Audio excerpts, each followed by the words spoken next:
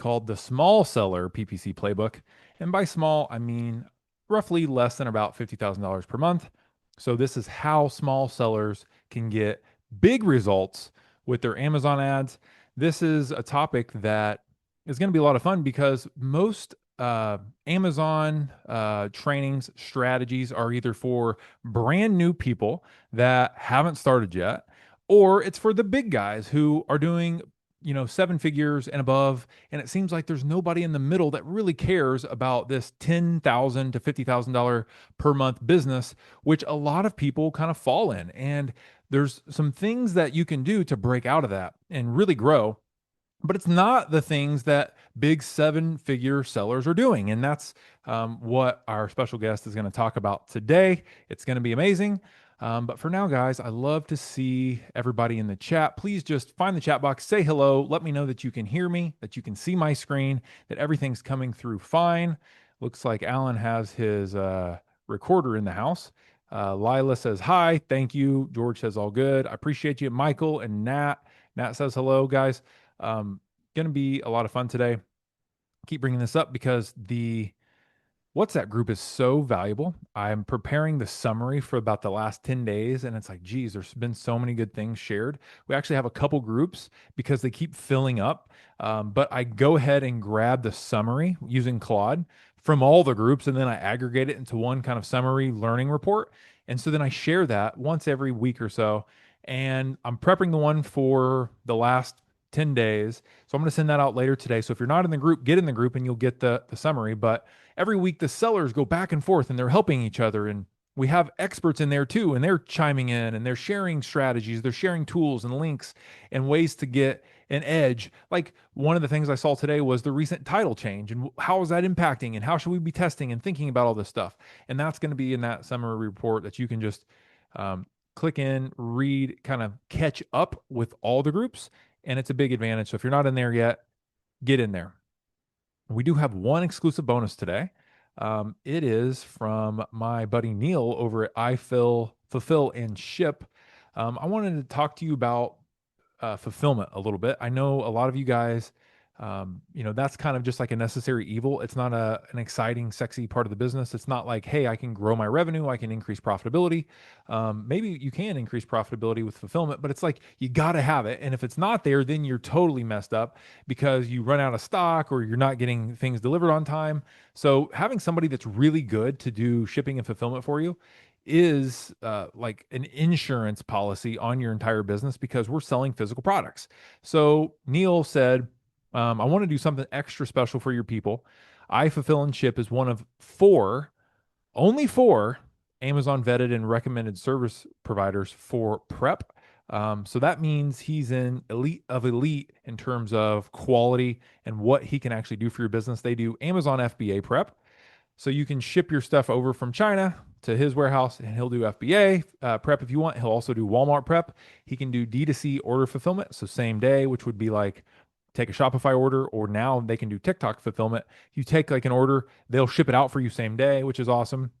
If you have any kitting or bundling that you want to do, if you wanted to try, like we used to sell pillows and we wanted to try a 2-pack pillow. We wanted to put two pillows together, just bundle them together, and then how we now have a brand new FBA listing. Tim and I Fulfill and Ship can do that. They can relabel your products if you need to, or label them in the beginning. They can store your inventory. They can process your inventory management and handle that, and then they can process your return. So it's kind of an all-encompassing service for everything prep and shipping.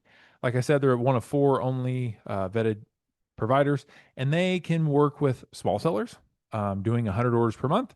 They can work with massive sellers doing 100,000 orders a month and bigger.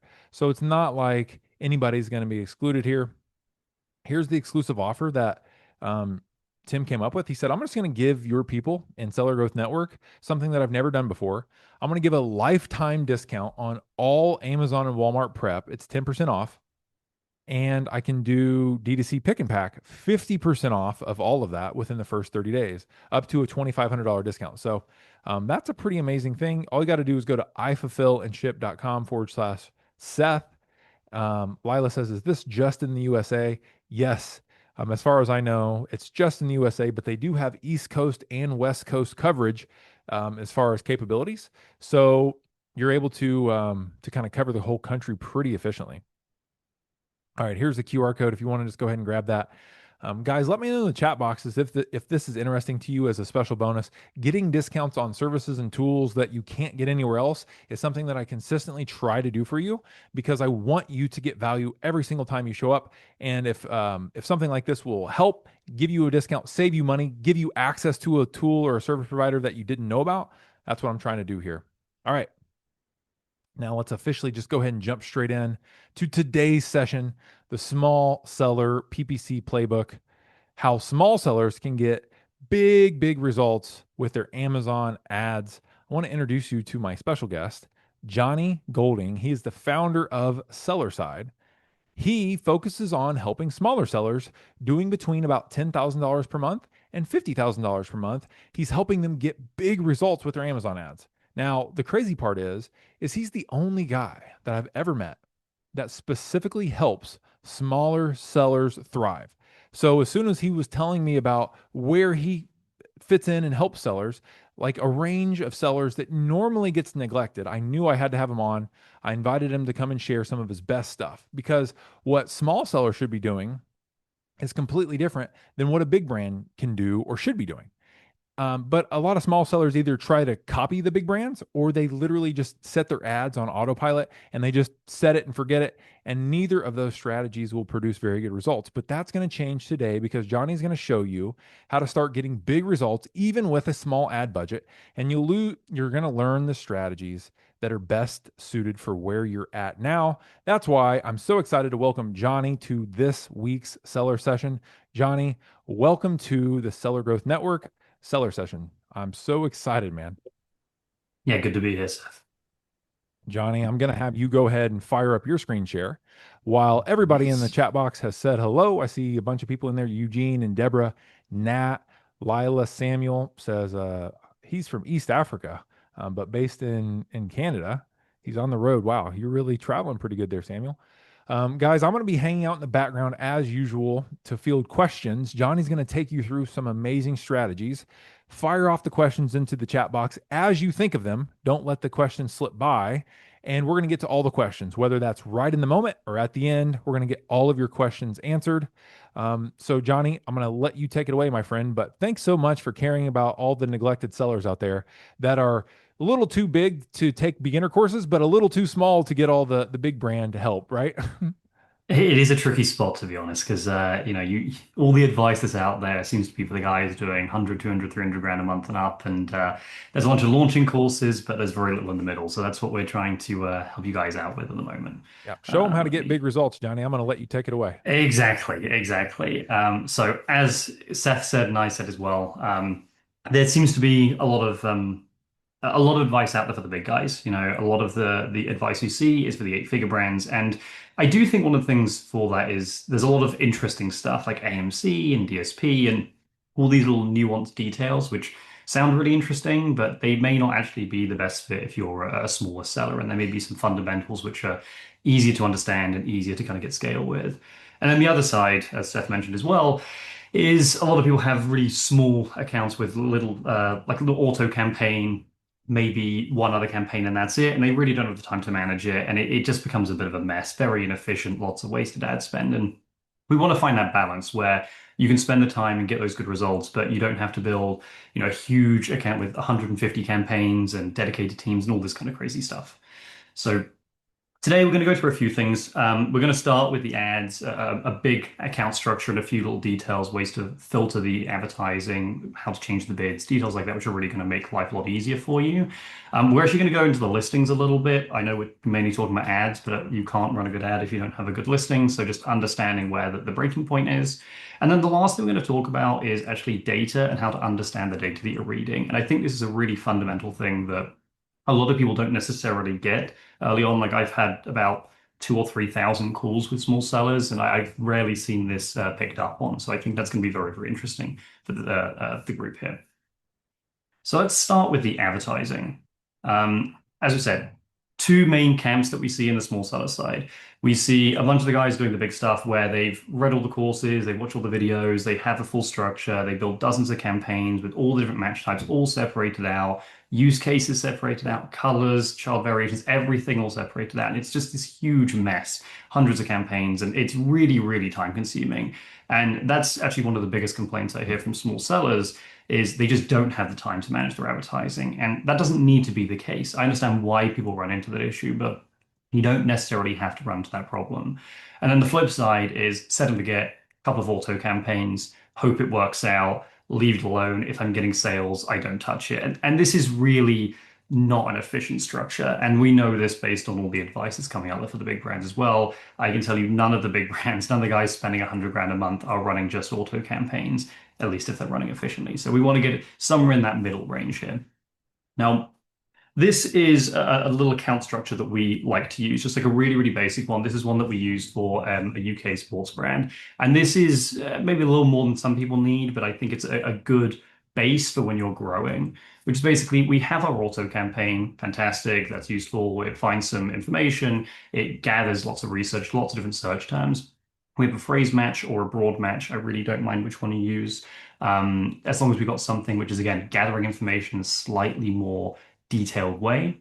The big one here is we have to have exact match to some degree. We need an exact match, which is where we're really controlling our bids. We're able to get dialed in. You know, if we just have an auto, the problem that we're running into is you might have some really good keywords in that auto or really good search terms, but they all get bundled with the bad ones. So when you end up increasing or decreasing your bid on that auto campaign, what's going to happen is all the good stuff is going to get increased with all the bad stuff as well. And that can really draw out your non-converting spend. So in other words, the spend that's not generating sales. And then the flip side is also true. If you go to decrease your bids because you see the ACoS is too high, what's going to happen is all your good keywords are going to decrease in bids, decrease in placement, and decrease your sales as well. So we need to have that separation where we're pushing stuff towards exact match and we can control the bids on our best terms. So that's like the fundamental of what we need. There's a few things in here which I think are useful for smaller sellers. Not everyone needs this, but if you do have brand recognition, it can be very, very helpful, which is a brand defense campaign. You can use exact or you can use broad. I actually don't mind too much. We have exact in this case for a variety of reasons, but you can use abroad as well. Basically, capture all that branded traffic to separate it out so you don't have that all getting jumbled in with your non-branded. It can make things look a lot better than they are. Product targeting, obviously very useful. We can do it defensively, which is cross-targeting, which is having our own products on our own products. This is like a freebie, by the way. If you're not running this, just go and set it up. If you have more than one product, it's always going to be useful. We've literally never seen this run negatively, so that's like a really easy win. And then the opposite, which is going for competitors. And that can potentially get a little bit expensive, but if you're very targeted, it can work quite well. So this is a very kind of simplified structure. You can potentially cut out a few of these if you're on the smaller end of that 10 to 50K. I would say this is a good structure if you're doing sort of like 30, 40, 50,000 and up. If you're on sort of 10 to 20K, I explain this in a minute, but I'd say like an auto and just like an exact match is fine. Maybe a broad or phrase as well as a really, really simple structure. Now, the reason we produced this, like, sorry, this account that we did this on, they pretty much had nothing. They just had an automatic targeting campaign. And from kind of doing that separation and pushing thing into exact match instead, we were able to increase sales by 42% in 3 months, which is crazy good. Really, really happy with that. And TACoS came down as well because we're able to be more targeted with our spend. Now, one thing I want to put in here, which I think was really important, is the ACoS actually went up. And this is a big point, which is kind of scary for some sellers sometimes, is the ACoS went up because we reduced the branded spend really, really heavily. So if you are getting branded traffic and you are bundling it with the autos and with the non-branded campaigns, etc., what can happen is it can inflate your sales numbers with a really low ACoS number because obviously your branded terms will work well. So by separating them out and reducing spend on our branded terms, we're able to increase organic sales and increase spend on the non-branded terms, which is how we're able to drive more sales. So if you do have branded traffic, this structure can work really well. I say it worked particularly well with this brand, and we're able to kind of separate things out to a good degree. So this is an example of someone who had a really simple structure. We just added a little bit of complexity. We added the exact match. We added the brand separation, and we're able to get that big lift. The other side of the coin is this account, which is a UK electronics brand, who had 400 campaigns, which was a lot to untangle when we first got in there. And we brought that down to 48 campaigns. And this is actually quite a large account, which I wanted to highlight that this a big structure isn't necessarily good even at a larger sales rate. Like these guys are doing about couple of million a year, not huge numbers, but obviously bigger than the audience that we're kind of targeting here. But even at that scale, simplifying down, bringing the amount of campaigns down, cutting out a lot of these wasted ones that have barely any spend and lots of complexity made life so much easier. We're able to really see the data more clearly, and we're able to attack the right campaigns with the right keywords in the right way, and spend that time making sure that the bids are correct and that we are doing the right sort of stuff. So that's the opposite end of the spectrum where we've simplified a really complex account into a much smaller amount of campaigns. Now, 48 is still not a small number, but obviously they have quite a few products. Hey Johnny, Now, also go. Yeah. before you move on, you might get to this, but Nat just popped in with a quick question. I just wanted to get to it because everybody who's with us live, keep dropping your questions here. Nat says, should we negate keywords or should we negate negative keywords from auto campaigns when doing exact campaigns on that keyword? So he's saying, Excellent question. go ahead. Yeah, so this is I think this is a controversial point sometimes. I would say you're always going to want to negate it at some point, because what you're referring to here is you have an automatic targeting campaign. It's generated a sale or two sales, three sales, whatever the search term is generated, whatever your threshold is for moving it across. You've seen it's good, you've moved it into an exact match campaign. The question is, what do you do with that existing search term in the automatic targeting campaign, right? Now, ideally, you run the exact match, make sure it gets some spend, and then just negate it from the auto and get rid of it. I'm fine with you negating it immediately. The exact match should pick up. If it doesn't, you can always increase bids. In this, after a week or two, you're always going to negate it anyway. And I'd say for small sellers, just negate it immediately. It makes your life much easier. So yes, I would say always just negate backwards. The reason everyone suggests this, by the way, is because you want your data to be clean. In other words, if you have this term, like these guys sell protein shakes, if you have the keyword protein shake, if it's turning up in an automatic campaign and a phrase campaign, a broad campaign, and two different exact campaigns, you might have 50 clicks across all of those different campaigns. And your ACoS on that keyword as a whole might be like 80%, but you don't see that because it's separated out into so many places. So you can't actually control the bid properly. So it's a matter of what we call data aggregation, like pulling the data into one place and making it simplified. So that's why you negate backwards and make sure it just exists in one campaign. All right, I hope that answers the question then. Yeah, yes, Johnny, I was muted trying to talk, but yes, No, that's thank fine. you for the explanation. We have a couple more questions. Like Chelsea said, how do I liquidate my stock using PPC? Guys, I'm gonna hit all questions. If they make sense for what Johnny's talking about in the moment, I will try to interject. If not, we're gonna get to all questions at the end. So stick around. Johnny has some really cool strategies to share. Go ahead, Johnny. Yeah, sure. The liquidation one's a tricky conversation. That can be a lot. So we'll definitely talk about that at the end. But yeah, like when we look at the campaign structures, I see most people going from this way where they got very little and need to kind of scale up. There's very few people who have too much and need to scale down, but it does sometimes happen, so it's worth flagging. Um, this is the core principle of what we kind of get at. And as long as your campaign has something around this, then it's fine, which is basically we have auto, broad phrase, all these things which are basically finding data. We call them discovery campaigns. They're what we call one-to-many matching. In other words, you put one thing in and you can shop for many search terms. And as long as they're feeding towards an exact match process, now whether that's one exact match campaign or 20 exact match campaigns, obviously ideally a little bit less, that's the right idea. So as long as your account is doing that sort of thing, you're doing the right process, kind of filtering through, making sure you're getting towards exact. It allows you to minimize the spend on the bad stuff and increase the spend on the good stuff. So as long as you're following that process to a degree, you're in the right ballpark. Now, this is just like a little checklist thing that I think is very useful for a lot of sellers. You have limited time at this space, at this sort of sales level. You probably can't afford like a big agency with a huge team if you're doing, like 20, $30,000 a month. So if you want to manage things yourself, you need to be really efficient with your time. And I've seen a lot of sellers really dig into the weeds and look at each individual search term in minute detail, and it takes them like 2, 3 hours to look through their ad account. I can tell you an experienced ad manager can go through a small account like quickly. You can get through in like 30 minutes, no problem, like 20, 30 minutes. You can get through the whole account. And the main thing here is you want to look at the biggest stuff first and spend the most time on that. So that big keyword on your big product, refining that and making sure the bid is really dialed in and you've got your placements on and all these other good things, that's going to give you way more than making sure that the bottom 50 search terms are getting a slight increase in bids to get some more traffic. So like that's a really big thing. Just make sure you focus on the stuff that's already working for you and put your time into that because you do have limited time. It is a limited resource. So make sure you're dialed in there. The next thing is actually the campaign types themselves. I've seen a lot of people recommending, yeah, do sponsored product, brand display, AMC, DSP, placement modifiers, the whole list of stuff. And the truth is that the benefit you would get when you're at sort of 30, 40K a month range from running an AMC campaign and some placement modifiers is really tiny. Again, you're going to get a fraction of a percent of improvement across the account. Whereas just spending more time on that sponsored product campaign, which is generating, 30, 40% of the sales and ads, that's going to do so much more for you. So don't feel the need to run everything.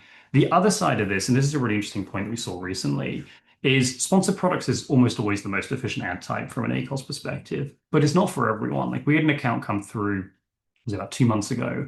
They were just running sponsored brand video and they were crushing it. Like we started running sponsored products and the sponsored brand video just still did better and it had the budget for it. So we just killed the sponsored product and kept focusing on the video instead and just kept increasing budget there because that's where we were able to get the lift. So don't feel the need to run everything. It's not necessary. Nothing is absolutely necessary. If you see something crushing it, you see it doing well, give your attention to that. Don't worry about everything else. Just make sure you focus on that aspect of your account because you know what's working for your account right now. Again, if you had 100 grand a month budget, yes, you need to be running everything. And yes, you need AMC and DSP and all the clever stuff around there. But at this stage, you don't need that yet. You definitely do not need to run every single ad type. Sponsored display is rarely worth it when you're doing less than 20 grand a month. It's almost never going to do anything useful for you. You can test it, but it's almost certainly not going to be necessary inside of the account. And then that's kind of what I'm talking about at the end here, is just like recognize what's working for you. Different things work in different categories in different ways. So like if you are seeing success in this area, just focus on that. Don't worry about what the research is saying and the next shiny thing like AMC. It may not be useful for you. Right. This is just like a general outline for the scale and size that your account is at and the sort of complexity of campaigns that you can run. And please don't take this as gospel. It's not. This is just a generalized idea of what you can follow. And then you can look at the more complex stuff at the later end of the spectrum. But if you're doing sort of less than, oh, sorry, go ahead. Seth, did you say something? John, I was just gonna let everybody know this slide is so good to just have like a baseline of like what should be going on in your account. I would screenshot this like as soon as you pulled this up the other day. I was like, this is noteworthy enough. Like just as a guide, if you guys are doing between $10,000 and $50,000 a month, it kind of gives you something to think about where you don't have to get overwhelmed. And then as you grow and you get bigger, you're like, oh yeah, what did he say? Like, what should I be thinking about next? It's kind of just like a rough guide, more Yeah. like guidelines, right? So I just Yeah. wanted to say, guys, if you find this useful as I do, then just screenshot it and then store it somewhere where you can reference it as you grow. Yeah, it's exactly that. It's guidelines, and there's always going to be differences, just as we said in the previous slide. But like, if you're at that small end of the spectrum, honestly, if you're doing less than 10 grand a month in sales, you probably don't even have the budget to run like a full campaign set of, broad phrase, exact auto, product targeting, etc. Like, there's not enough budget in there because you're probably spending $1,000 a month on advertising, right? So just having one auto, one exact, really nice and simple. Just push everything through, really tight budgets. Make sure you focus on having the exact match running at maximum budget at all times and just scale that for a little while. You can always add a little bit more in if you need to, if you're not getting the spend there, but that's probably going to be enough to kind of get you started with. Then as you kind of scale up to the sort of 10 to 50K range, which is really what we're talking about here, it's really worth adding in the phrasal broad match. Now, you notice I'm using these terms interchangeably, and the reason being, at this level, the difference between broad and phrase is pretty much nil. They effectively do the same thing. They allow a term to find more terms like it, and that's the purpose of that particular match type. So as long as you have something like that running, that's fine. You don't really need both. You're welcome to test it, but you definitely don't need both running at all times. It's going to be overkill and kind of separate out your data too much. If you do have branded traffic, and you can do a filter for this through a search term report, just, Command F, find your brand name, see how many sales are coming through. I do advise having some sort of brand separation. It's really, really useful. Um, you can mess around with some placement modifiers at this level. I think top of search is quite useful on like your biggest, best keyword, exact match, put a placement modifier on it, can be kind of helpful to run a bit of top of search. But you're really looking at like 4 to 6 campaigns per ASIN. You're not looking at a huge, huge structure yet. If you want to start adding in sponsored brands and displays, you get to the upper end of this, the sort of like 30, 40, 50K range. I would say that's probably going to be useful. You can generally start adding in. I would advise sponsored brands first. The only exception to that is if you're a brand that's particularly strong on product targeting, sponsored display is typically better. So books tend to be this situation where they have really, really good product targeting. And occasionally we've seen it in the supplements realm where product targeting is really, really good. So if you are strong on product targeting, maybe add sponsored display instead of sponsored brands. And then the rest of the stuff is there's advice out there for these guys already. If you're doing more than 50K a month, you can add more sponsored brand display, you can do your AMC, your DSP, all these other things. DSP is a little bit premature at 50K a month, but you can start doing that big brand advice at that level and you can really break things out. One of the points I put in here, which is not useful before the 50K range, is separating out exact match campaigns by like use case. So we have a furniture company and we have separate campaigns for each room. So we're selling a sofa and we have all the living room keywords in one campaign, all the bedroom keywords in another, because we want to see which one is lifting more. You really don't need this under 50K a month. It's completely unnecessary. It's separating out your data, it's just making your life hard. So don't feel the need to do that. That's really when you get to those bigger sales numbers. That makes sense. Right, and this is kind of the reason I alluded to this already, so I'm going to be pretty quick here, but it's basically about data density. If you have a threshold of, let's say, 10 clicks before you make a decision, which is pretty reasonable, like you don't want to reduce bids if you have less than 10 clicks because you don't have enough information. If you have everything separated out into lots and lots of campaigns, it just makes it really hard. Whereas if you have everything in one campaign, it makes it much, much easier because you can just immediately see the information, the data, you can see what's going on. You're like, okay, this campaign isn't working very well. I'm going to reduce budget, or these keywords aren't working well. I can kind of reduce them out because you just have all the clicks aggregated together. There's a side benefit to this, which we're going to get to in a second, which is a clever bidding algorithm that actually Ad Labs came up with, if you want to look them up. But we'll get to that in a moment. And yeah, this is a really quick layout of what we suggest doing. It's just like a running thing that you do maybe once a week, twice a week, which is basically get into your account, run a search term report, negate any losers, basically filter out for all the stuff that isn't working terribly well. You can put different thresholds in here for when you want to do a negation, but if it's got 25 clicks, no sales, negate that, and then look for phrase match patterns. So as we say, wrong size, wrong use case, wrong material, someone searching metal and you have a plastic water bottle, for example. Phrase negative all of those out, negate the winners out of your exact match campaigns, and harvest those good keywords into exact match campaigns. So you want to push those into the good exact match campaigns. One note here, which I think is really helpful, and we found this amazing across all of our accounts, is we have a master list of negatives. So for any product, we have a huge list of negatives, all the negations we've done forever. And then when we go to make a new campaign, we can just dump those negatives in immediately. So we don't have to go through and find them all again. We can just dump our list in, and we know those are never going to come up because we know they're not good for us. So that's just like a speed thing, which makes life really, really easy. There's I put a prompt in here for Claude, so this will be shared afterwards. You can kind of look at this. It's a pretty simple one. You can definitely prompt it better, but it's like a basic prompt you can put in, and it just immediately filters through and just shows you your negative keywords that might be worth pulling out. You can kind of go and add those in.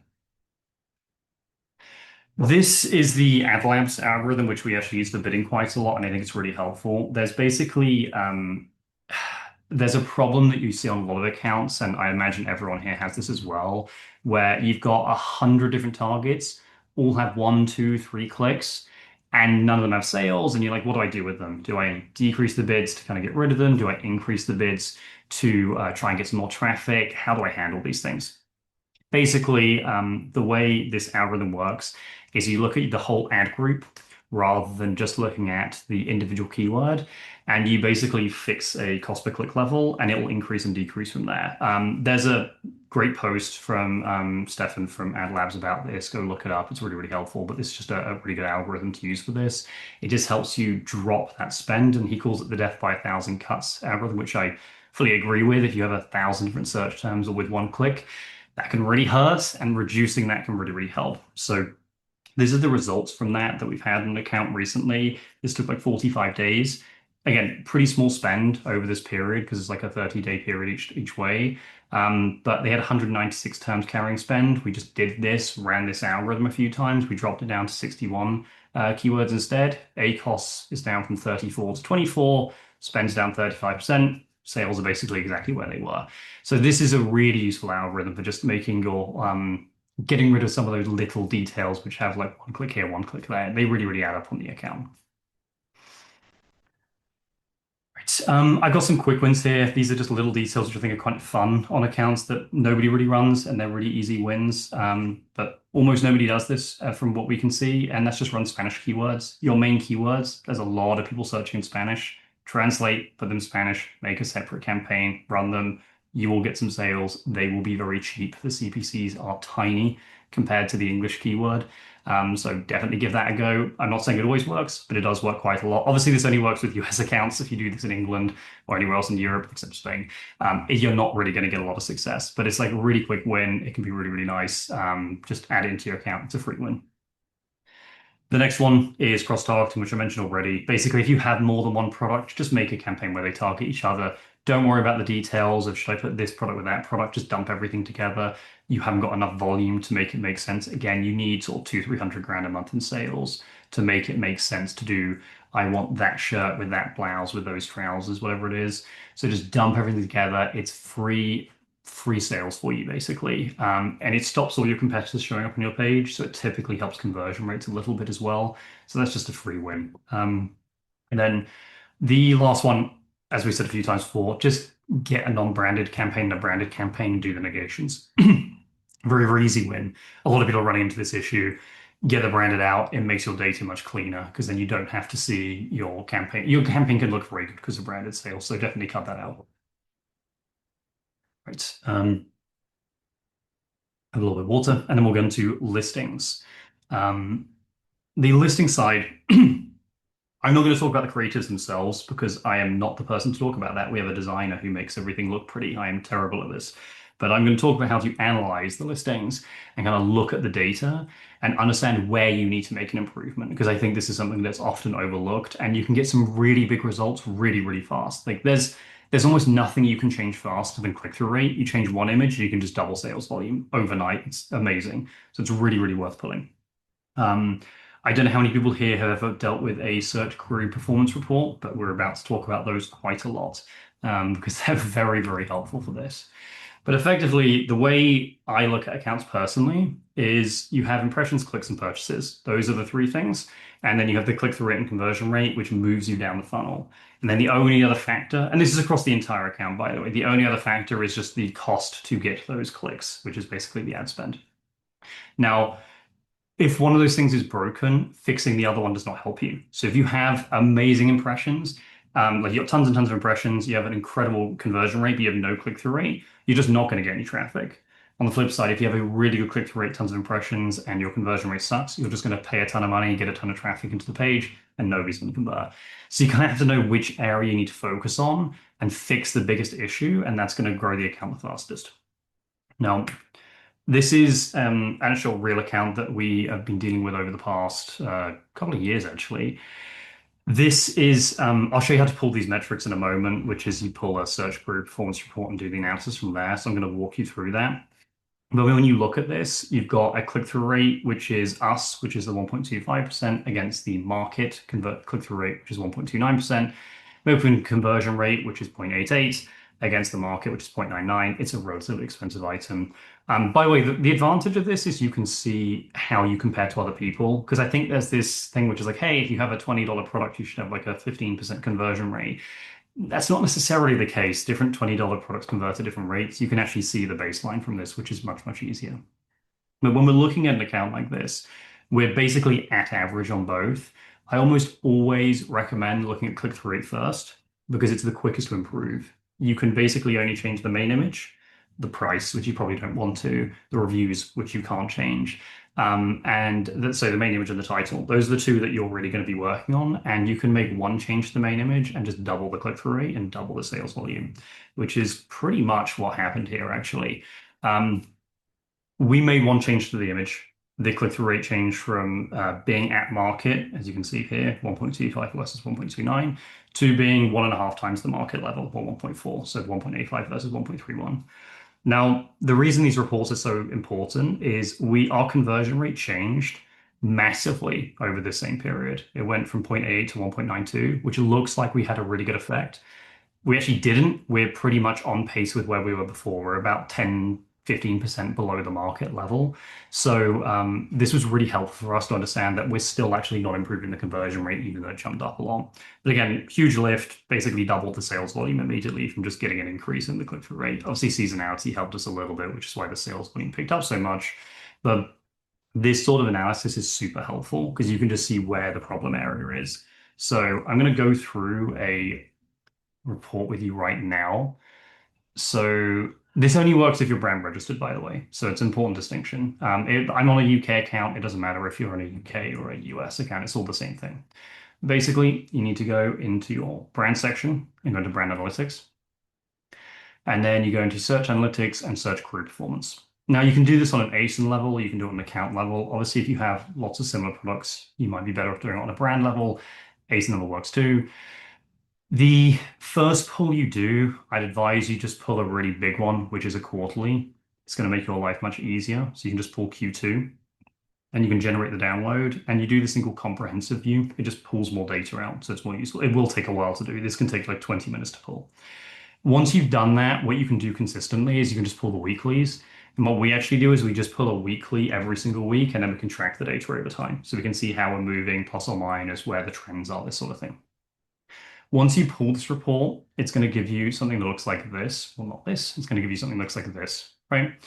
And effectively, what this has got is this information here, which is your search query score. So your number one search term, number two, number three, so on. How much traffic they have, the total, basically how much traffic is that term getting for the entire category for everyone, and how much you are getting as the brand one, right? And we have impressions, we have clicks, we have basket ads, and we have purchases. So we can see absolutely everything in here. We can see all in one. Now, what we do is just download this report. Again, I've already pulled this. We download this report and then we can sum up the data in here. So we can see this is the total impressions for every single search query in the entire report. And then that's our brand. And then that's the share that we have. So we have a 0.34% share. By the way, this is how you can calculate market share. You've got your clicks, again, that's the separation, you've got your purchases, and then we can work out the click-through rate and conversion rate here. So that's the market average, and that's where we sit as well. So then we can decide which area we need to focus on. Now, if looking here, again, our click-through rate is pretty poor. It's about 40% below average, but our conversion rate is kind of less than half. So in this situation, we may want to look at conversion rate because we're well below average, like well below average. So that needs to be an area of focus. That's what we can kind of put our attention on to.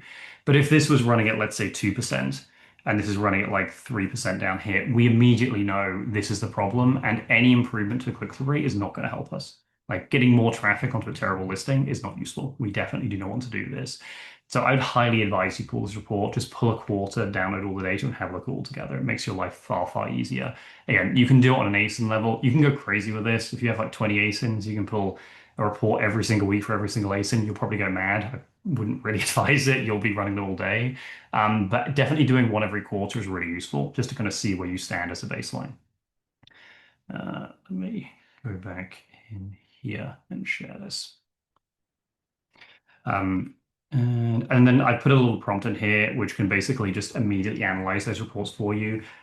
You can use this whether you're uploading a quarterly or if you're uploading like a dozen weeklies, and it will pull a big graph out for all the weeklies, which is really, really helpful so you can immediately see what's going on. But the point is here, the ability to kind of look at this funnel and just understand where the issue is makes your life a lot easier. And I really think a lot of sellers are missing out on that right now. Because you do have a really good conversion rate and terrible click-through rate. You can see the lift that you get from just fixing one image. It's a really, really quick fix. And I would say most people here probably have a click-through issue, have a conversion rate issue. I find that most people actually have half decent A+, but they haven't tried to work on the main image and titling. And obviously titling is a big topic right now with all the changes Amazon are doing. But that's what I'm mentioning here is pull them every week if you wish to. It's a bit overkill, but it's kind of useful if you have a small amount of ASINs. Have a look at the data, have a look at the trend. When you make a change, you can then see where it's increasing and decreasing. And just like in our report here, we can see even though our conversion rate improved a lot, we know we didn't have any impact on that because it's just the market moved in our favor. So if we changed our A plus and this happened, we can draw a conclusion that it wasn't useful. So very, very helpful way to kind of look at the information. Hey, All right. Johnny, Sorry, go, Seth. somebody said flip through that Claude prompt or the prompt Yeah, that you had really quick. Can you, is this the only one that you shared? Did you have another one? I had another one for the ads stuff back Okay. here as So well. So this is guys, here's the negations. Yeah, prompts. Take a screenshot. It'll give you 3 seconds. Get your screenshot in. We don't want anybody to miss this. It's super good stuff. But you'll also get the replay. And somebody said, let's see, Lisa said, hey, I missed the very beginning. Will there be a replay? There will be a replay. I'll send it to your email probably tomorrow.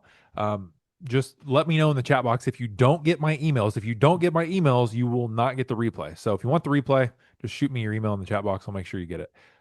Johnny, this has been awesome, man. There's tons and tons of questions that are awesome. Let's great. see. Levi came in. Lisa's has some questions. A bunch more people like flip back through. Sonia, Razvan, Annette, Hitan, Shante. So, guys, we're going to get to all those questions. But Johnny, keep going. You're crushing it, man. Keep going. Everybody's giving you some love. I saw some love in the chat box for you. So I think you're I'm glad to hear it. teaching everybody some stuff. Um, so go ahead.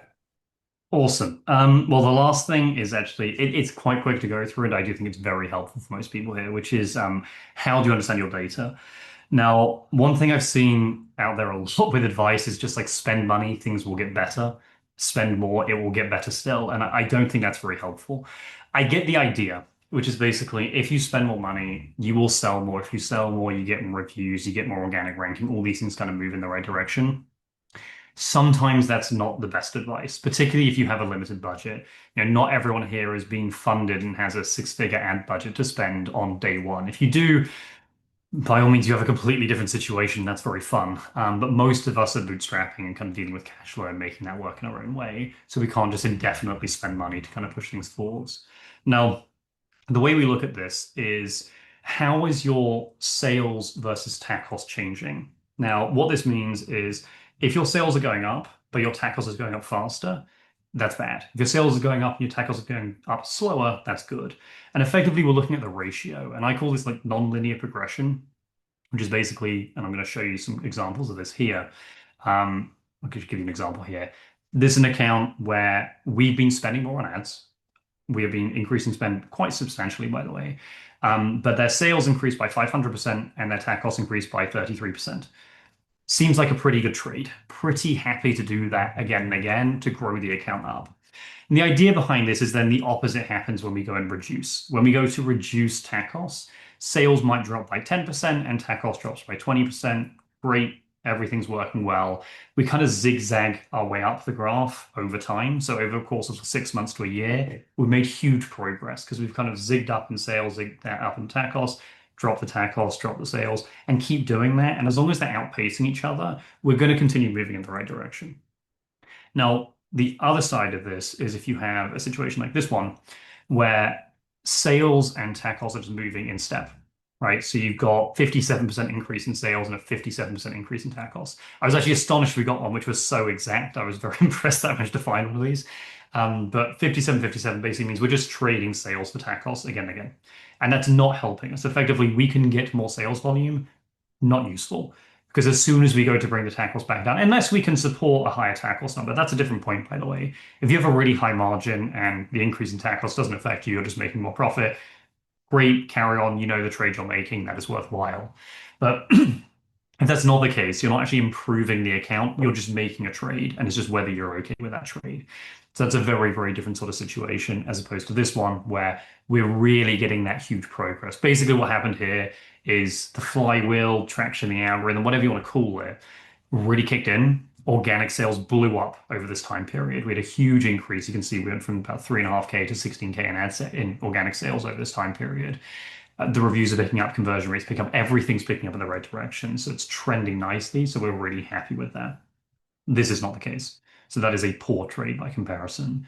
And then the last account here is where you have the opposite situation, where we are increasing spend and the TAC cost is going up faster than the sales are going up. This is a bad trade. This is something that we do not want to do. Again, unless mathematically somehow this works out for you, which it could, this is a poor trade. We are trading too much TAC cost for too little in sales volume. And this is just an initial framework to see if you're having a problem or not. Once you get into it, then you can look at, oh, actually, the reason the tacos blew up so much is actually just this one keyword really sucked. And if we kill that, everything's fine. But the point is, this is a sign that we need to improve the situation. Both this one and this one, by the way. It's like, are there efficiencies we can, turn on, switch, adjust, whatever, to get the trend line more like this one, where we are getting that good increase in sales with a sort of less substantial increase in tech costs. Now, an important point with this is actually the time frames. These are all many months. You can see they're all sort of like 6 to 12 months. This is not something you can do on a week by week basis. You're not going to get an algorithmic improvement 2 weeks time.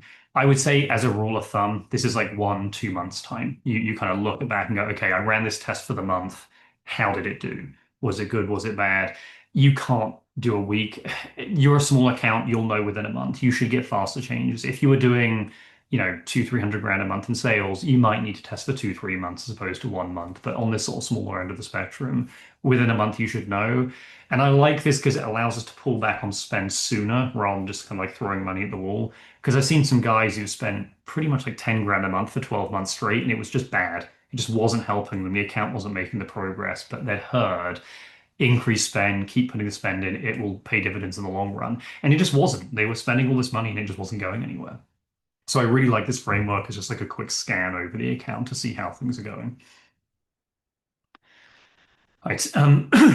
I think unless there's any questions, Seth, that we need to go through on that, I can kind of summarize things a little bit here. I think you're The good. Awesome. The main thing here is like your ads, you just need a clean structure. As long as you're moving towards the exact match targets, like I think it's a good system, it's the right idea. You can always add more complexity later, but try and keep it relatively simple and manageable. I think a big thing at this level is you need to be able to understand what's going on. Even if it wasn't the 100% most optimal setup, you need to understand what's happening. You need to understand how to handle the account, what's going on, how you're making your changes, and why you're making your changes. They should not be random. And again, there's always little tips and tricks to kind of make some improvements there. The listings is basically, am I performing at every level of the funnel how I should? Okay, the click-through rate is poor. That means I need to improve that. Okay, my conversion rate's great. My click-through rate's great. I just need to add more impressions. And by the way, that's the thing that could be a situation here as well. When you do have this negative trending, you might look at it and go, you know what, actually, conversion rate's just really bad. That's actually what I need to focus on. If I get the conversion rate good, I can get more into this sort of line. So like that's my framework for the listings. Just see which area of the funnel you're running into an issue in. And then the data, did your test actually work? Was it even useful? Did it give you the result that you needed? Or do you need to go back and make one of these other changes? Do you need to work on your ads? Do you need to work on your listings? Do you need to change something else within the account to kind of get that to happen? Again, timeframes on this, I would say 1 to 2 months for most of you guys is probably going to be good. Unless you're in a really competitive category where you just can't break in. And then it's a matter of do you want to commit 6 months of spend to something, which is a whole different sort of question. But that's our framework of just like how you can look at your account in a sort of simplified fashion so you can understand the big levers that you can pull rather than getting bogged down in the details of all the AMC and this little detail and should I run a coupon or a discount or all these other things. It's not going to matter that much. If you understand these details, you're going to be good. Now, excuse me. What we're doing today, because Seth is very cool, we love everyone here.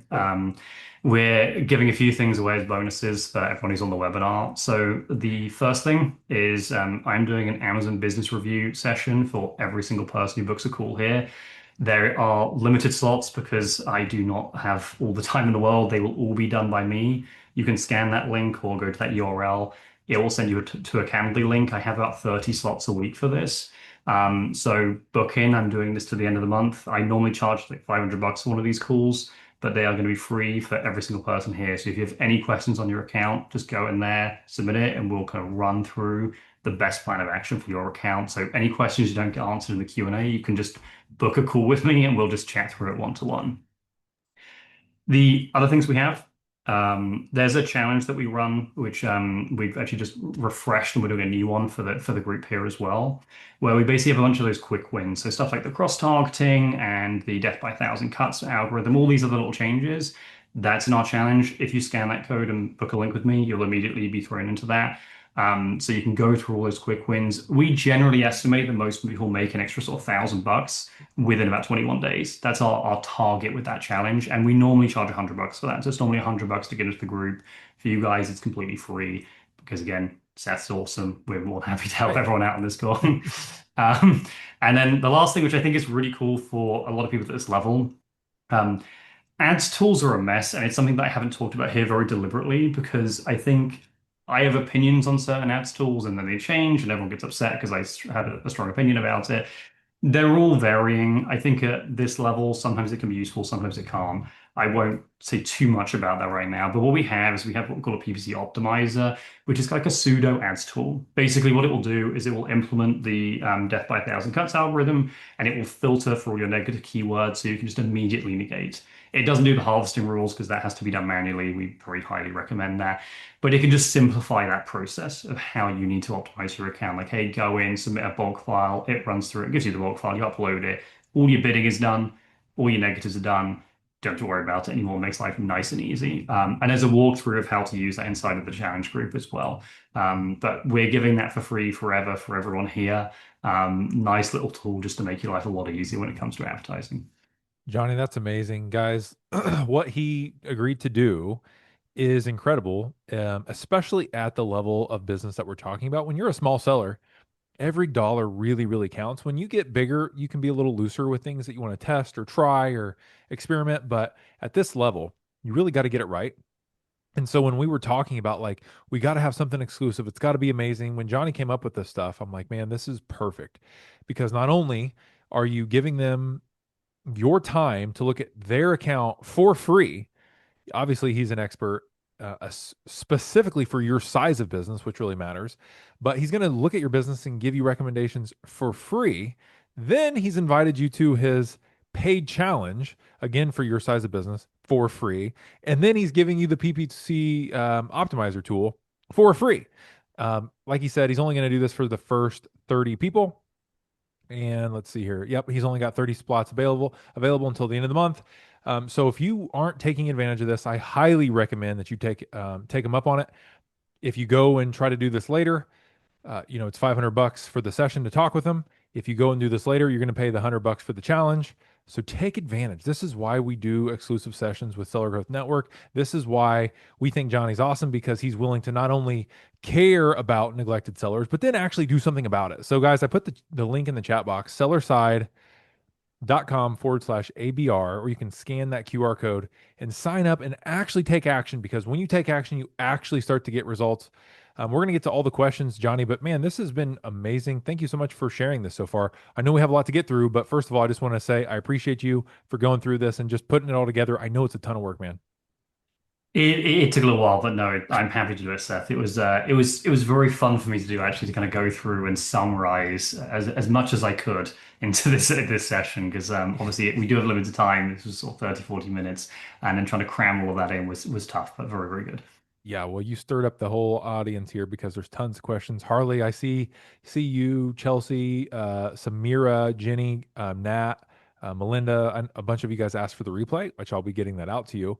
And now I'm just going to start going back through and hitting all the questions that I had kind of earmarked that we didn't get to throughout. So if I get through them all and you're like, hey, wait, I still have a question, just let me know. I'm not trying to skip your question. Levi says, for retailers or resellers managing a large catalog across multiple brands, rather than a single owned brand, what's the best framework for deciding where to allocate advertising spend? When you have thousands of ASINs spanning many brands, how would you segment the catalog and prioritize investment? Do you evaluate performance primarily at the brand level, the category level, the ASIN level, or using a different framework? I'd be interested in hearing how you'd approach budget allocation and scaling a large reseller business. Any thoughts there, Johnny? Yeah, that's a really good question, actually. So the largest catalog I think we've ever had was 116,000 ASINs, which is probably more than most people have here. It was a reseller exactly like this. typically there's really a main framework with anyone who has high ASIN counts. This isn't just for resellers. This is just if you're a like print on demand business with a high ASIN count. You're always going to have a subsection of your account sell substantially more than the rest. Like for reference, by the way, I used to run a Merch by Amazon store. I had about 26,000 ASINs. So I run into this myself as well. About 10 to 20% are going to sell most of the revenue anyway. I would advise putting most of your focus onto that. I wouldn't run pretty much any manual campaigns on anything in the bottom, certainly 50, but maybe 70, 80%, depends how much time you have and the spend and everything. You can run a very basic catch-all campaign. If you're not familiar with what a catch-all campaign is, it's basically an auto or a very loose broad match campaign where you put a really low bid and you just dump as many ASINs in as you can. You just put everything in there and you just hope it gets some cheap clicks. And that's what I did personally. And then anything that converted, I would pull them out and then run manuals on them. That works quite well. But effectively, you want to limit your time onto the stuff that's going to have an impact. Kind of like I mentioned in the advertising section too. Some of the stuff is going to generate substantially more. Focus your attention there. Depending on your margin, you may be able to run several manual campaigns and kind of separate out from there. It depends what your reseller margin is. If you're running a sub 10%, you're probably just going to run low bids on everything. If you do have a bit more margin, you can then do some of the stuff that we talked about here, like having an exact match campaign and taking a few of the good keywords and focusing the spend on those as well. But effectively, it's just allocation of time. The top 10, 20% do most of the work, spend your time there. The rest of them just give a catch-all and let it kind of take over. That's general rule of thumb for the high ASIN counts. Hey, Johnny. Samira says, I can't seem to sign up. My phone has it's been sent off for repair, so not able to scan that. So I just dropped the direct Calendly link to claim this offer, this special exclusive offer.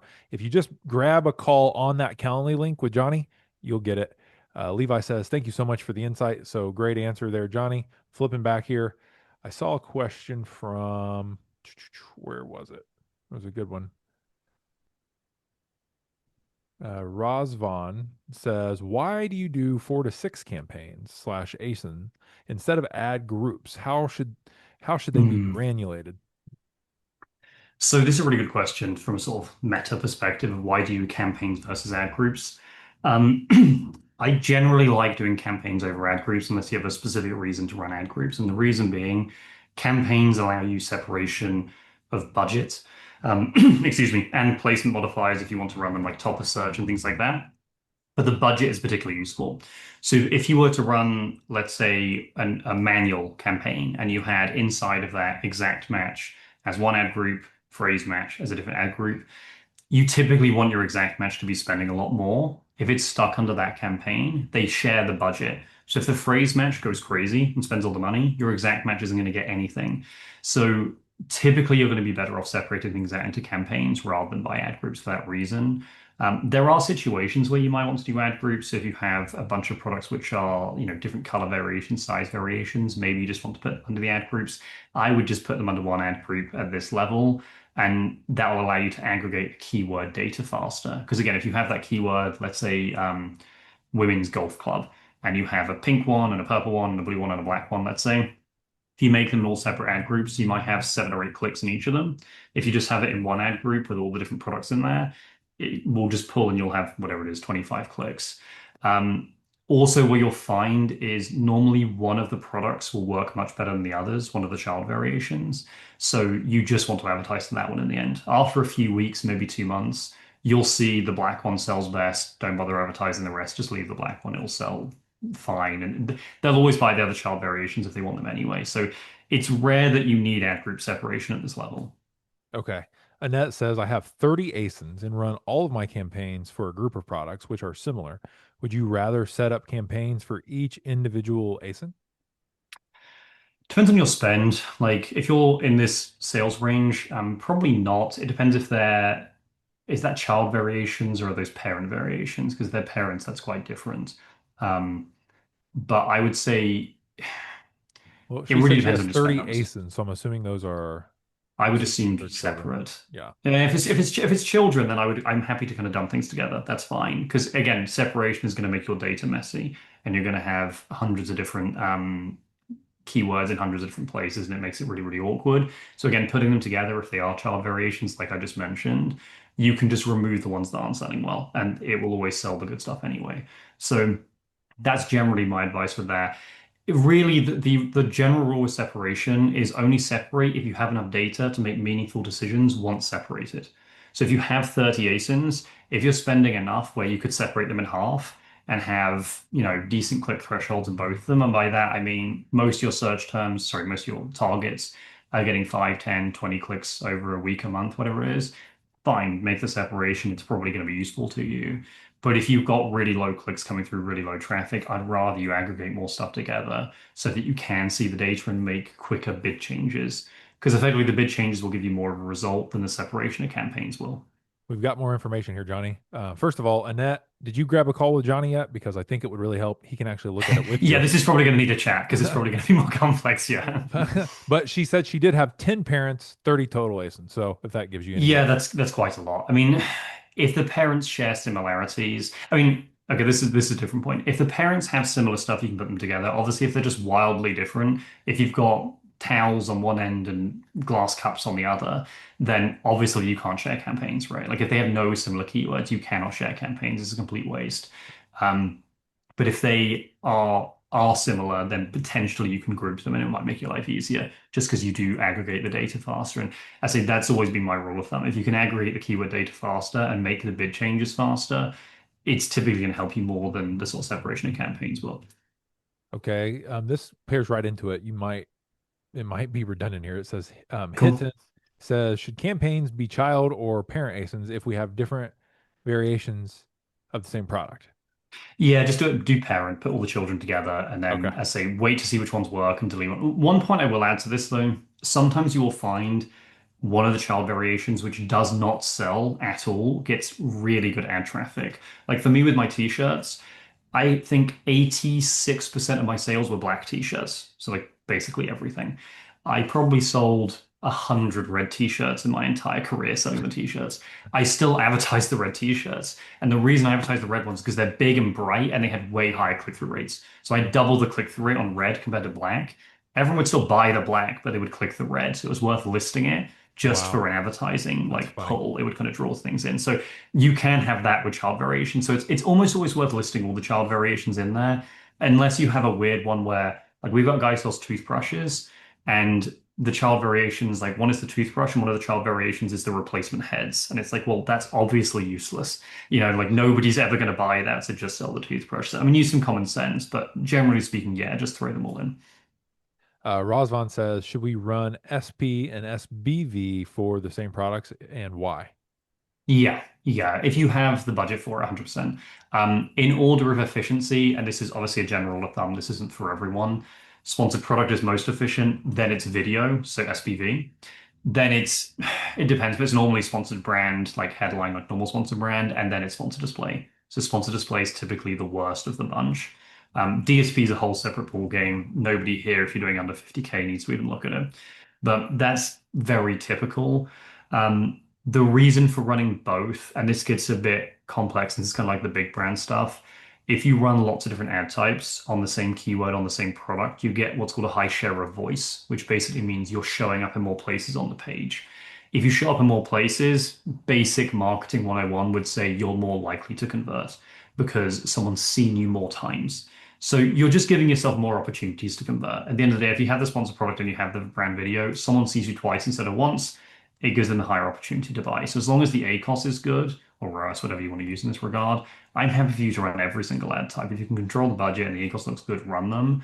Don't run them with the hope that it works. Like that's really like a big brand thing. Like we have some brands that we work with who are doing more substantial sales, and we run sponsored brands even though it kind of sucks because we've noticed a halo effect of when we run sponsored brands, our organic sales pick up. So generally, it's pretty good. I'm actually trying to build a system to track that more accurately, but that's going to take me like 6 months. So in essence, yes, if the ACOS looks good, run it. If it doesn't, don't run it. Same as anything else. Okay. Joe says, well, Harley said, I tried to book 3 times, but I wasn't able to make it work. So I don't know what's going on with Calendly there. Um, Let me actually try and work on that and see if there's a problem. It should be fine. I checked it earlier and it was all okay. Joe said, I've Um, booked a call, but no, haven't gotten a confirmation email yet. What's the email address that will be coming from? Or should I it just, will it will come to your calendar email, so don't worry. It'll come through there. But you land on the page. Anyone who doesn't get it, I'm going to follow up with you. You'll have a call with me regardless, so we can all jump on. Okay. So don't worry about that. Give me 2 seconds. I'll check. Uh, let's check if Calendly is loading. Calendly is loading for me, Yep. so it Looks good for seems me fine. too. So let's I sent you Harley's email to so you Cool. can make that happen. Shantae says, what is the proper data set to use for optimization? Should I be using the prior 30 days, 14 days, 7 days? What? That is a really good question, which is like how much data do you look at? Yeah. Last seven is almost always the wrong decision. The reason being, last seven has attribution window errors. So, for anyone who's not familiar, sales don't necessarily come through instantly, particularly from an advertising standpoint. It can take up to 2 weeks for sales to come through. So, I mean, you'll see this. If you look at your sales yesterday, advertising wise, it might say you've done, 500 bucks in sales. And then you'll look tomorrow, and that same day, so, Tuesday will now say 520. And what's happened is a sale has now been pulled through from the attribution. So never look at a week. The previous 2 days are often almost completely useless. In terms of the timeframes that you look at, I would look at the smallest time frame that has meaningful data. And I know that's a very loose statement, so let me define it a bit better. Typically, it's going to be about a month. But if you had 8 sales over the past 2 weeks, and the 2 weeks prior you had 7 sales, you wouldn't say that's meaningfully different because it's too small a data set. If you get 500 sales a week, you can use a 2 week data set and it should be fine. I'd say for most of you guys, probably a month is going to be good. For the SQP stuff that I showed you, I would always pull a quarter to start with and then track month over month or week by week for at least a couple of months, and that will generally be good.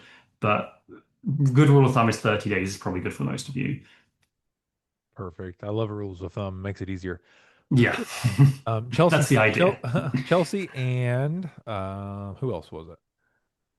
Maria were both interested in. I got some products that I want to liquidate. How do I do it? What should I do with PPC? Liquidation is basically just a mathematical exercise. So is it cheaper? Like basically, what's your A cost when you're running ads? Because if your A cost is just horrific and it's like 100%, then do not run ads. It's a waste of time. You're just paying more to sell units that you could just dispose of. So typically the rules are run a discount. You want to run your PPC, but maybe less so because you don't want to just like kill yourself on ad spend, or just dispose of inventory. Like one of those options is going to work best. I generally like running a discount if I'm going to liquidate inventory and then just put normal ad spend behind it, and it just speeds up the process. But it is really a matter of ACoS. So if you're trying to liquidate and you've got a 50% ACoS, it's probably okay. Like it's probably going to be quicker and easier than doing any other method. But if you're running 70, 80, 100% ACoS, you're probably better off just destroying it. But you've got to do the maths on it. What's the cost for Amazon to withdraw it, destroy the units? What's the cost if you continue to run ads? What's your long-term storage fees? There's a lot of factors in here, but you just have to kind of pull them into a spreadsheet. Claude's really good at this, by the way. Pull it onto Claude and say which is going to be the most efficient route if I assume this sales volume for this time frame with these things happening. Years ago, Johnny, we were in the same situation where like, man, we have a ton of this certain product left and it wasn't selling very well. And we're like, shoot, what we should do is just we'll discount it and send a little traffic there with sponsored ads. And it started selling. But what happened was that the new price point really drew a lot more attention. It drew a lot more click through and it started ranking. So throughout the process of trying to liquidate this dud product, we actually ranked it and then we just restock we kept restocking it because it's like, oh, well, it turned it Yeah. into a winner. It can happen, which is really funny. It's like you can actually realize that your price point wasn't good. And I've seen the opposite happen as well. By the way, SQP, one thing I didn't highlight in here, SQP has a median price point, which is awesome because you can see where you compare to everyone else in the category. And if you have a higher than average price product, you can look for the keywords that have higher than average price point selling levels. I might actually just show everyone this quickly because this is actually kind of helpful and I didn't talk about it too much. While you're getting that pulled up, I'm going to answer Nat's Yeah. question. He says, on liquidation, is it better to lower the original price or do a coupon? Now, I would lower the original price. And Johnny, you may have another suggestion, I but like running a deal of some kind. So like I mean whether it's a coupon or a sale price or whatever it is, like I'd rather yeah, like sale show price. it's discounted. Yeah, like sale price is good. It doesn't really matter what you run, but anything like that Yeah, is good. so have the price because the difficulty with the coupon is that the price as customers scroll through Yes. search still Yeah. looks the same, and if they miss the coupon and how big that is, it won't really help as much. So I would say run a sale price. It shows up in search as a lower price, and they're like, this is a good deal right now for everyone. And then that's the situation where I had the product rank really well. So Cool. try both, but I start with the sale price. The only reason to run a coupon would be if your click-through rate's awesome and your conversion rate sucks, because Yeah. coupons help with conversion rates, so that can be an interesting win. So for everyone about the median price point, you can see it here. So you can see this is the median price point of the keyword, and this is the median price point of your brand. So for example, like this keyword is a 9.99 average, whereas this one is a £29 average. So if I'm selling a more expensive item, I may want to put more spend behind this because I can see that it's working better at the higher price point. This gets a bit nuanced, and again, I would use Claude for this analysis because it's way easier. You can be like, give me the list of the top 50 medium price point products, so everything with a £30 or $30 and up price point. Um, Average, that can make your life really easy. So something like that is really, really useful if you are doing that analysis. Guys, you can see how like the data gets to be nuanced and you kind of have to be an expert and you kind of have to have seen a bunch of campaigns and you have to have some experience. And that's why the call with Johnny is so powerful. If you haven't booked it yet, I highly suggest it. He's going to give you not only a deep dive look at your account with his eyes personally, but he's going to give you access to his challenge for free, which you normally have to pay for. And he's going to give you his tool. And so, like, you guys have a bunch of questions and that's awesome. I saw a bunch of you guys already book sessions with him. But if you're on the fence and you're like, should I or am I going to waste this time? Johnny's making this available for you because he wants to help. This will not be available later. Like if you go to Johnny a month from now and you say, "Hey, I need a call now," it's going to be $500, and that stinks. So like, save the money, do it now. Get into his calendar while it's available. He can only do it for the first 30. I've seen several people say I'm already in, and I saw a bunch more people tried and didn't quite get a spot booked yet. So maybe they just had a tech hiccup, but they're going to be in, so that spot's going to be gone too. So take advantage. I saw George was in, Max was in, a bunch of others, Joe was in, a bunch of others. Um, Hitton says, "Can you explain what the challenge is again?" I guess Hitton missed it. Sure. Because I didn't really go into this much. The challenge is basically what we call a bunch of quick wins. It's all the small things that people aren't doing on the account. We're actually adding a bunch of stuff to this over time, but the initial stuff is like people aren't running brand tailored promotions. How do you do that? How do you sign up for Amazon Business? This is how you run experiments to test your listing. It's a bunch of the little details within the account that most people aren't running at the small level. I say they typically add up to about £1,000 a month. The tool is inside of that as well. So you'll be able to see the PPC optimizer within there. And then myself and sometimes my COO jump on and do a bi-weekly Q&A call. So I'm always on that. My COO sometimes joins as well. He's run ads for brands like HexCloud and Ridge Wallets and people like them. So he's much better than me at advertising. So he's awesome for that as well. So when he jumps on, it's always a good time. But yeah, the challenge is basically a lot of those little details in the account that I think most people don't know they exist. Like one thing is like flexible customer financing. If you have a high expense, like a high price point product, it can like quadruple conversion rates if you run FCF. Oh So man, little hold things on like here. that can be Tell huge. me this one, Johnny, because I don't know if I know about this one. Tell it to me. I don't think it's available for everyone. I'd have to double check. There's something called FCF, which is basically customer financing for your product. So we ran it on a golf brand recently because their products are like, over $200 on average. And it allows customers to finance things over 3 months, 6 months, 12 months. And obviously, if you put financing on there, your conversion rates are going to go up because you've effectively made your product cheaper for purchase that day. So yeah, that can be really good for the more expensive guys in there. You can kind of Yeah. chuck that in, Okay. give it a go. So is It that a does have a setting? cost, but yeah. Is that a Yeah, it setting, is. Johnny? Okay, Yeah, so it there's is. a It set. is. So yeah, so another good, another great reason to do the challenge. Get the call booked, do the challenge, get the tool. This is all free. It's not normally free. Obviously, this is extremely valuable. Johnny, you're a wealth of knowledge, man.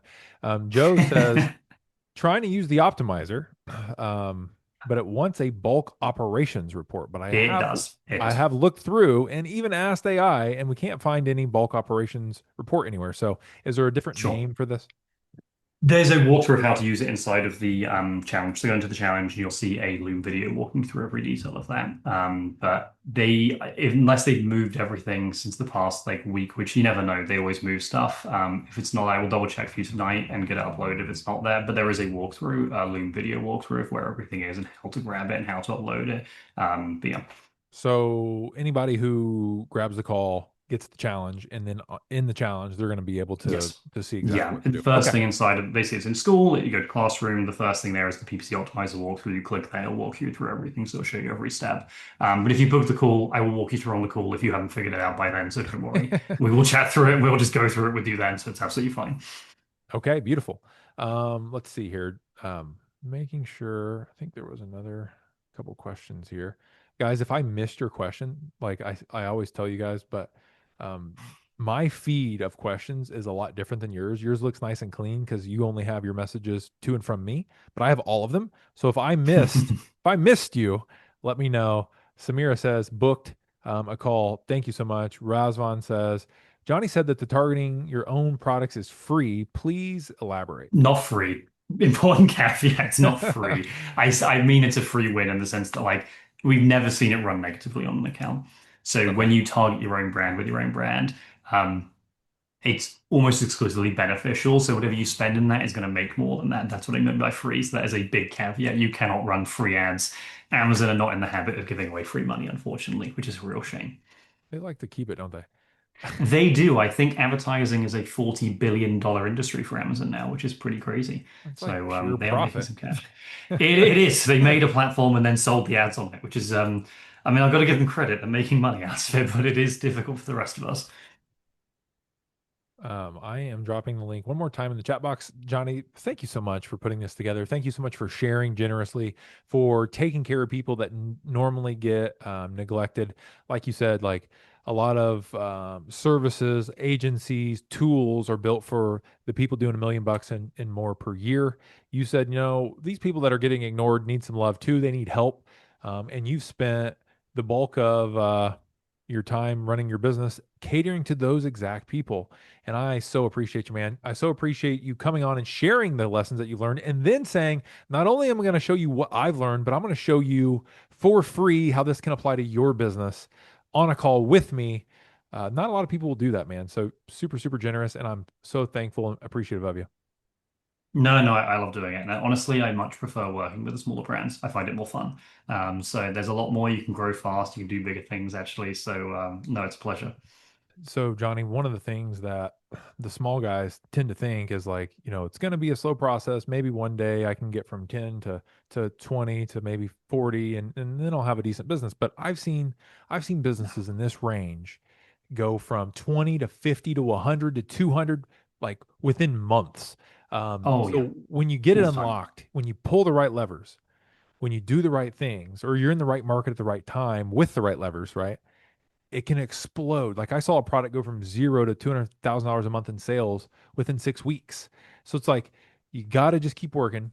And we were a part of the very first Prime Day, Johnny, and um, Long time. you had to submit your deal with like a spreadsheet, and it was kind of like clunky, and it's like, is this even going to be worthwhile? And we did $365,000 in sales in a single day. It was a different game back then, wasn't it? It It was a was. very different game in the But first but you Prime know Day. what, Johnny? I was thinking like I never would have had this opportunity Mm. if I wasn't plugging away at it every single day. And it's like you never know what day, what opportunity is going to arise, and then if you grab it, it can make a huge difference. So like that's how I view stuff like this. Like guys, if you're not going to grab a call with Johnny when it's free, then when are you going to do it? Like you got to grab it while it's available. And like it gives me chills thinking about it because it's like the people that just keep working at it, keep plugging away, eventually break through, and the breaks can be gigantic, but you never know when it's going to happen. And I'm sure you've seen that in your own life too.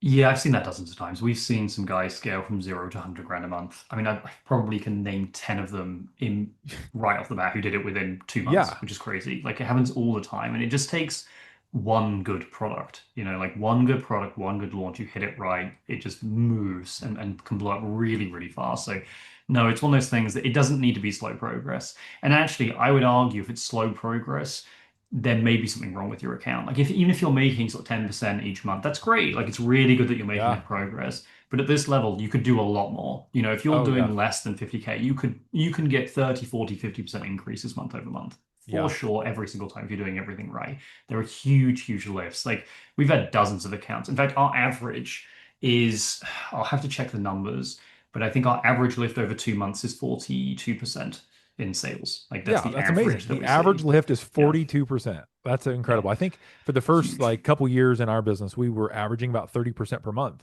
And we It's went from crazy, isn't it? zero to $10 million plus in sales within 18 months. Like that is rapid growth. But we were we were hustling. We were in the game every single day, pushing and pushing and pushing. Eugene says, do you analyze beforehand whether the market is in a downtrend or whether growth can even be achieved in the long term? So, are you looking at the market as a whole? I think this is more of a question almost about like, am I in the right market? Did I choose the Yeah. product correctly? What do you think, Johnny? So it depends how you're referring to market, because as Seth's saying, if you're saying, hey, I'm selling fidget toys and fidget toys have dropped Yeah. 50% in search volume over the past 3 years, yeah, that's very different, and you may not want to continue with that. If you're talking about, hey, like we've got a client who sells shutters for windows, they sell really well from about March until about September, and then they drop off a cliff, and the market goes away from us. If you're in the latter situation where it's just you have a seasonal business, which everyone does, everyone has a peak and a trough in their business, then and the market's moving away from you, I really like the SQP analysis because this analysis back here, this is against market. So that's what's so useful is we saw the conversion rate pick up and we know that it wasn't anything that we did, so we could track that. Now we could do the opposite. Your conversion rate could be dipping, but the whole market could be dipping by more. Like if the conversion rate on average dipped by 50% and yours only dipped by 20, you did a great job and it's all moved in the right Yeah. direction. So I really like the SQP for that. I find it a very good, whoops. I find it a very good method for checking against seasonality and understanding how it's working.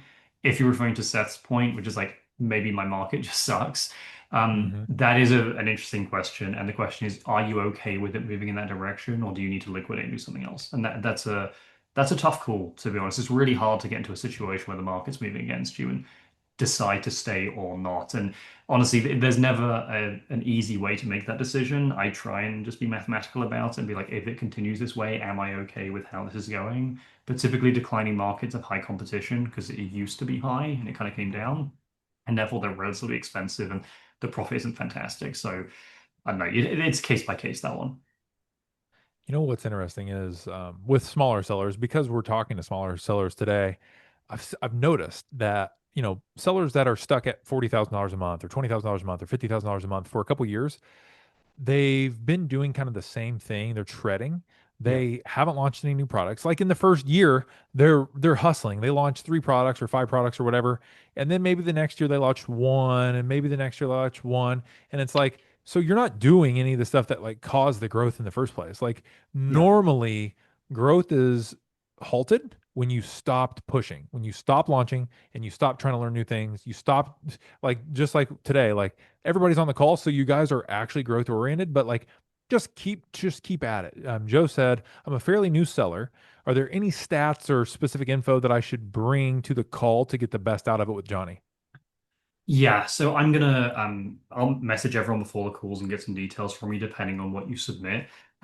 Generally speaking, just like ideas of what your ad spend is, what your major problem is, what you've been running into. Are there like where do you think the problem is in your business? Because maybe you know your business far better than I do.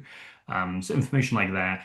We'll talk if you have like an advertising issue or if you have a listing issue, whatever it might be. I'm going to ping you an email before we jump on a call for sure. So kind of keep an eye out for that. Like going to try and ping everyone as much as I can.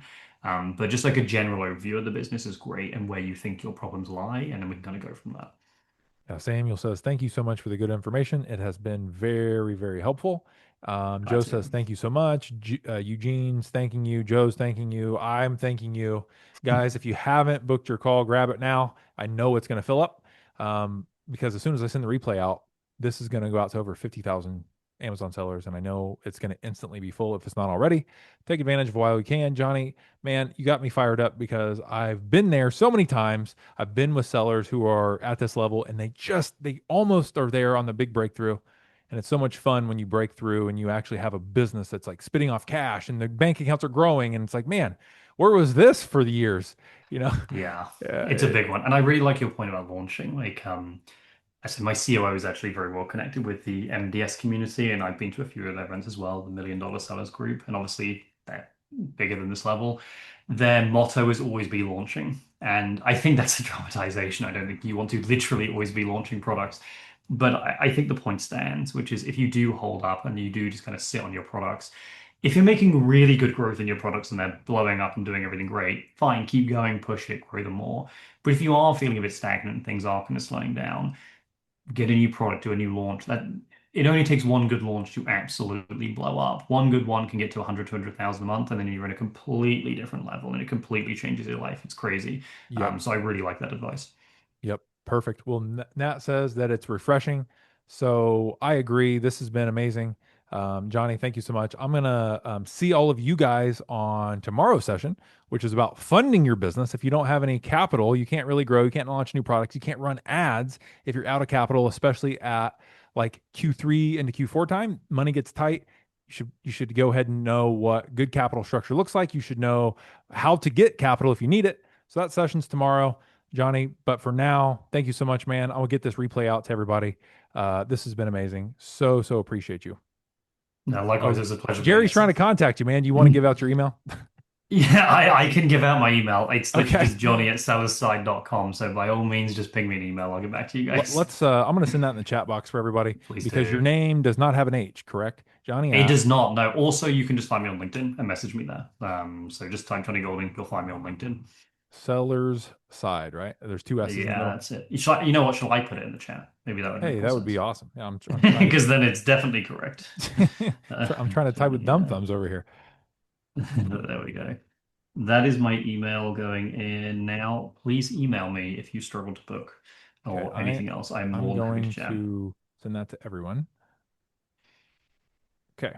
So, Jerry, everyone else, anybody who wants to reach out to Johnny directly just to say thank you or to get their call booked or to solve a technical issue, Johnny's awesome man. So, reach out. There's his email. Johnny, man, appreciate you. Hopefully, at some point in the future, we can have you back on and you can give me an update on what small sellers should be doing to outperform the market, man. This has been awesome. Absolutely. Sounds great. Thanks so much, man. We'll talk to you soon. Bye. Sounds good. Pleasure meeting you, everyone. Bye.